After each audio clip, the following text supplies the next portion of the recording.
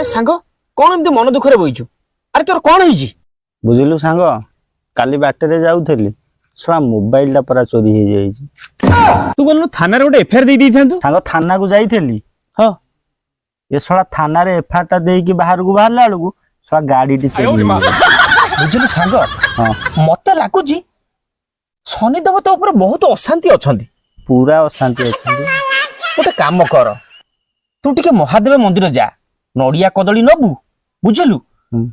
ତା ସାଙ୍ଗରେ ଟିକେ କ୍ଷୀର ନବୁ, ମହାଦେବଙ୍କ ଉପରେ ଢାଳି ଦବୁ, ତାପରେ ତ ଶାନ୍ତି ହେଲେ ପ୍ରଭୁ ତୋର ସବୁ କିଛି ଠିକ ହେଇଯିବ। ବୁଝିଲୁ ସାଙ୍ଗ, ହଁ ମନ୍ଦିର ବି ଯାଇଥିଲି, ହଁ ମନ୍ଦିରରେ କ୍ଷୀର ଧୂପ ଦୀପ ସବୁ ଜାଳିଲି। ମନ୍ଦିର ବାହାରକୁ ଆଇଲା ବେଳକୁ ଦେଖୁନୁ କଣ ମୋ ଚପଲ ଟା ପୁରା ଚୋରି ହେଇଯାଇଛି।